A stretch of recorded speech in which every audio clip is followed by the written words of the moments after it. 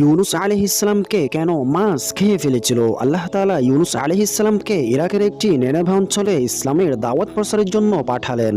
ইউনুস আলাইহিসসালাম সে অঞ্চলের মানুষগুলোকে আল্লাহর পথে ডাকলেন, জান্নাত জাহান্নামের বর্ণনা শোনালেন, কিন্তু সেখানকার মানুষগুলো ইউনুস আলাইহিসসালামকে অস্বীকার করলো।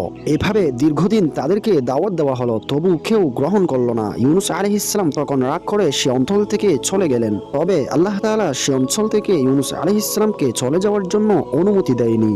ইউনুস আলাইহিসসালাম সে অঞ্চল থেকে চলে যাওয়ার জন্য একটি নৌকাতে উঠলেন। নৌকা যখন সমুদ্রের মাঝপথে, তখন প্রচন্ড বেগে ঝড় তুফান শুরু হলো। নৌকা পানিতে ডুবে যেতে লাগলো, আর নৌকার মাঝিরা নৌকা ডুবা হতে রক্ষা পাওয়ার জন্য ইউনুস আলাইহিসসালামকে পানিতে ফেলে দিলেন। তখন একটি বিশাল বড় মাছ এসে ইউনুস আলাইহিসসালামকে গিলে ফেললেন।